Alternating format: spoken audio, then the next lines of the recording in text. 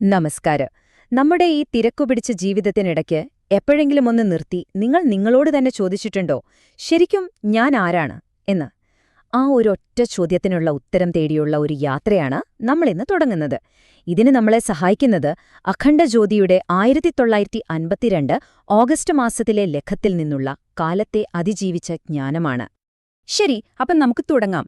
ഈ യാത്രയ്ക്ക് പ്രധാനമായും 5 ഘട്ടങ്ങളുണ്ട്. നമ്മൾ ആദ്യം അർത്ഥം തേടിയുള്ള ഒരു അന്വേഷണം തുടങ്ങും, പിന്നെ നമ്മുടെ യഥാർത്ഥ സ്വഭാവം എന്താണെന്ന് തിരിച്ചറിയാൻ ശ്രമിക്കും, അതിനുശേഷം ചിന്തയുടെ ആ ശക്തിയെ എങ്ങനെ ഉപയോഗിക്കാമെന്ന് നോക്കും, സന്തുലിതമായ ഒരു ജീവിതത്തിലേക്കുള്ള വഴി കണ്ടെത്തും, അവസാനം നമ്മുടെ ഉള്ളിലുള്ള ആ പ്രകാശത്തെ എങ്ങനെ ഉണർത്താമെന്നും മനസ്സിലാക്കും. നമുക്കൊരുമിച്ച് ഈ യാത്ര തുടങ്ങാം, അല്ലേ? നമ്മുടെ ഈ യാത്ര തുടങ്ങുന്നത് തന്നെ നമുക്കെല്ലാവർക്കും എപ്പോഴെങ്കിലും തോന്നിയിട്ടുള്ളൊരു കാര്യത്തിൽ നിന്നാണ്. അതായത്, ഈ ലോകത്തിന്റെ ബഹളങ്ങൾക്കിടയിൽ എവിടെയോ നമുക്ക് നമ്മളെ നഷ്ടപ്പെട്ടു പോയി എന്നൊരു തോന്നൽ. ഒരുപാട് ശബ്ദങ്ങൾ, ഒരുപാട് അഭിപ്രായങ്ങൾ, ഇതിനിടയിൽ എന്റെ യഥാർത്ഥ ഞാൻ എവിടെയാണ്? ഈ ചോദ്യത്തിനുള്ള ഉത്തരമാണ് നമ്മൾ തേടാൻ പോകുന്നത്. അപ്പോൾ ഈ ആശയക്കുഴപ്പത്തിൽ നിന്ന് പുറത്തുവരാനൊരു വഴിയുണ്ടോ? തീർച്ചയായുമുണ്ട്. ആയിരക്കണക്കിന് വർഷങ്ങൾ പഴക്കമുള്ള ജ്ഞാനഗ്രന്ഥങ്ങൾ അതിനൊരു പരിഹാരം പറയുന്നുണ്ട്. ആ പരിഹാരം തുടങ്ങുന്നത് ഏറ്റവും അടിസ്ഥാനപരമായ ഒരു തിരിച്ചറിവിൽ നിന്നാണ്. അതായത്, നമ്മുടെ യഥാർത്ഥ സ്വഭാവം എന്താണെന്ന് മനസ്സിലാക്കുന്നതിലൂടെ. അപ്പോ ഈ ലക്കത്തിലെ ഏറ്റവും കാതലായ ആശയം തേരാ സ്വരൂപ് എന്നതാണ്. എന്താണ് ഈ തേരാ സ്വരൂപ്? അതിന്റെ അർത്ഥം നിങ്ങളുടെ യഥാർത്ഥ രൂപം എന്ന് തന്നെ. ഇത് നമ്മൾ കാണുന്ന ഈ ശരീരമോ ഓരോ നിമിഷവും മാറിക്കൊണ്ടിരിക്കുന്ന നമ്മുടെ ചിന്തകളോ വികാരങ്ങളോ ഒന്നുമല്ല. അല്ല, അതിനെല്ലാം അപ്പുറം യാതൊരു മാറ്റവുമില്ലാതെ എപ്പോഴും ശാന്തമായി ആനന്ദത്തോടെ നിലനിൽക്കുന്ന നമ്മുടെ യഥാർത്ഥ അസ്തിത്വമില്ലേ, അതിനെക്കുറിച്ചാണ് ഇത് സംസാരിക്കുന്നത്. ഈ ആശയം വളരെ ആഴത്തിലുള്ളതാണ്. ഒന്ന് ആലോചിച്ചു നോക്കൂ. നമുക്ക് ശരീരത്തിൽ വേദനിക്കുമ്പോഴോ അല്ലെങ്കിൽ മനസ്സിൽ വിഷമം വരുമ്പോഴോ നമ്മൾ പറയും, എനിക്ക് വേദനിക്കുന്നു എന്ന്. പക്ഷേ ആ വേദനയെയും വിഷമത്തെയും അറിയുന്ന, അതിന് സാക്ഷിയായി നിൽക്കുന്ന ഒന്ന് നമ്മുടെ ഉള്ളിലുണ്ട്. ആ സാക്ഷിയാണ് നമ്മുടെ യഥാർത്ഥ ഞാൻ എന്ന് ഈ ഗ്രന്ഥം പറയുന്നു. വേദനയും ദുഃഖവുമൊക്കെ വരും പോകും, പക്ഷേ ആ സാക്ഷി എപ്പോഴും അവിടെ തന്നെ ഉണ്ടാവും. ശരി, അപ്പോൾ നമ്മുടെ ഉള്ളിലുള്ള ഈ ശാശ്വതമായ സത്യത്തെ നമ്മൾ എങ്ങനെയാണ് തിരിച്ചറിയുക? അതിനുള്ള ഒരു ഉപകരണമാണ് ശാസ്ത്രങ്ങൾ, അതായത് ജ്ഞാനഗ്രന്ഥങ്ങൾ. അവ വെറുതെ കുറെ നിയമങ്ങൾ പറയുകയല്ല ചെയ്യുന്നത്, മറിച്ച് നമ്മുടെ യഥാർത്ഥ രൂപം എന്താണെന്ന് നമുക്ക് കാണിച്ചു തരുന്ന ഒരു കണ്ണാടി പോലെയാണവ പ്രവർത്തിക്കുന്നത്. ഈ ജ്ഞാനഗ്രന്ഥങ്ങള് നമ്മുടെ മുന്നില് 2 വഴികൾ തുറന്നുവെക്കുന്നുണ്ട്. ഒന്ന്, സത്യത്തിന്റെ വഴി. അത് നമ്മളെ സമാധാനത്തിലേക്കും പേടിയില്ലാത്തൊരവസ്ഥയിലേക്കും കൊണ്ടുപോകും. മറ്റൊന്ന് അസത്യത്തിന്റെ വഴിയാണ്. അത് നമ്മളെ കൂടുതൽ ആശയക്കുഴപ്പത്തിലേക്കും ദുരിതത്തിലേക്കും തള്ളിവിടും.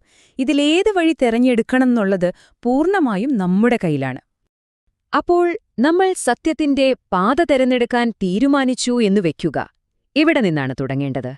നമ്മുടെ എല്ലാ അനുഭവങ്ങളുടെയും, നമ്മുടെ സന്തോഷത്തിന്റെയും ദുഃഖത്തിന്റെയും ഒക്കെ ഉറവിടമായ ഒരിടമുണ്ട്, നമ്മുടെ മനസ്സ്, നമ്മുടെ ചിന്തകൾ. അവിടേക്കാണ് നമ്മളിനി ശ്രദ്ധിക്കാൻ പോകുന്നത്. നമ്മൾ പലപ്പോഴും കരുതും, ചിന്തകളൊക്കെ വെറും ചിന്തകളല്ലേ എന്ന്.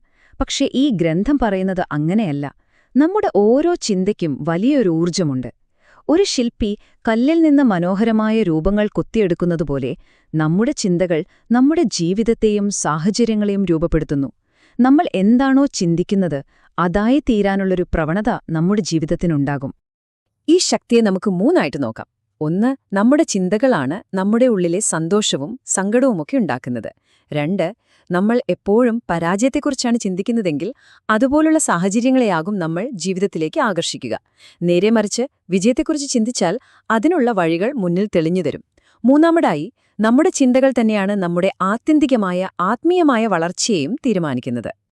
അപ്പോ ഇതിലെ ഏറ്റവും പ്രധാനപ്പെട്ട കാര്യം എന്താണ്? അത് അച്ചടക്കമാണ്. ഒരു കപ്പലിന് ദിശ കാണിക്കുന്ന കോമ്പസ് പോലെ നമ്മുടെ മനസ്സിനെ എപ്പോഴും സത്യത്തിലേക്കും നന്മയിലേക്കും ബോധപൂർവം തിരിച്ചുവിടണം. ഇതൊരു ദിവസം കൊണ്ട് നടക്കുന്ന കാര്യമല്ല. അതിന് നിരന്തരമായ ശ്രദ്ധയും പരിശീലനവും ആവശ്യമാണ്.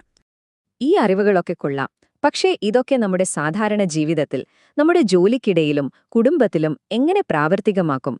അതാണ് നമ്മൾ അടുത്തതായി നോക്കാൻ പോകുന്നത്. പുസ്തകം വായിച്ചതുകൊണ്ട് മാത്രം ഒരാൾക്ക് നീന്താൻ പഠിക്കാൻ പറ്റില്ലല്ലോ. വെള്ളത്തിലിറങ്ങുക തന്നെ വേണം. അതുപോലെയാണ് ആത്മീയ അറിവിന്റെ കാര്യവും. അത് ജീവിതത്തിൽ പ്രയോഗിക്കുമ്പോഴാണ് യഥാർത്ഥ സന്തോഷമായി മാറുന്നത്. അതിനുള്ള ചില വഴികളാണ് ഈ ഉറവിടം നമുക്ക് പറഞ്ഞുതരുന്നത്. ഇവിടെ പറയുന്ന ഒരു പ്രധാനപ്പെട്ട മാർഗമാണ് തപശ്ചര്യ. പലരും ഇതിനെ സ്വയം കഷ്ടപ്പെടുത്തുന്ന ഒരു ഏർപ്പാടായിട്ടാണ് കാണുന്നത്.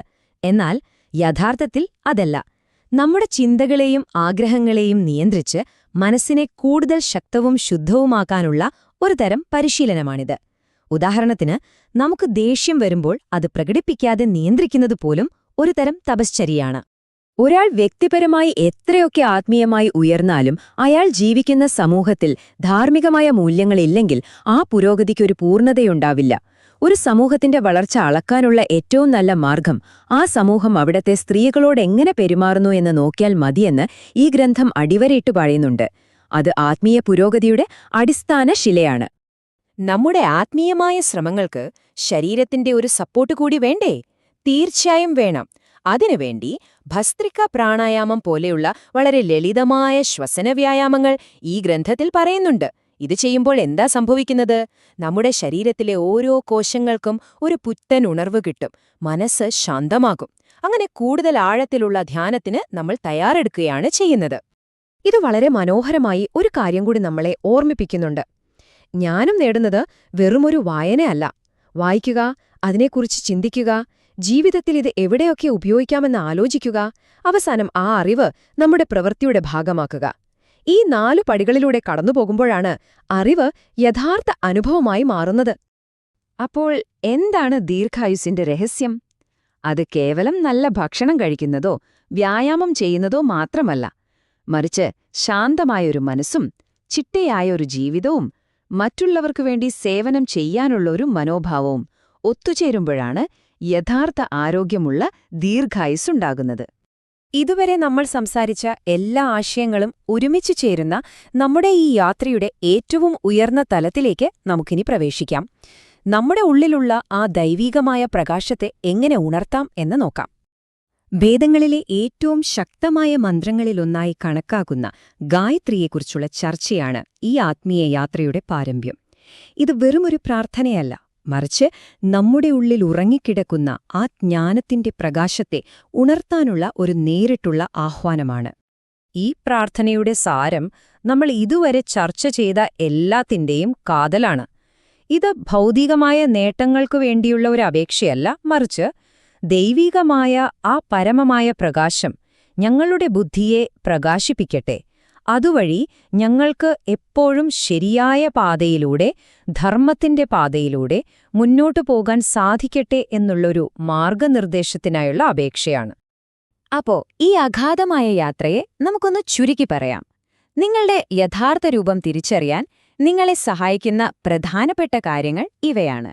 ഈ 4 തത്വങ്ങൾ നിങ്ങളുടെ ജീവിതയാത്രയിൽ എപ്പോഴും ഒരു വഴികാട്ടിയായിരിക്കട്ടെ. അപ്പോൾ ഈ അറിവുകളെല്ലാം കേട്ടുകഴിഞ്ഞപ്പോൾ ഒരൊറ്റ ചോദ്യം മാത്രം ബാക്കിയാവുന്നു. ആ പ്രകാശം നിങ്ങളുടെ ഉള്ളിൽ തന്നെ ഉണ്ടെന്ന് ഇപ്പോൾ നിങ്ങൾക്കറിയാം. ആ പ്രകാശത്തെ നിങ്ങളുടെ ജീവിതത്തിൽ പ്രകാശിപ്പിക്കാൻ നിങ്ങളിനി എന്ത് ചെയ്യാൻ പോകുന്നു? ഈ ചോദ്യം നിങ്ങൾക്കായി വിടുന്നു. നന്ദി.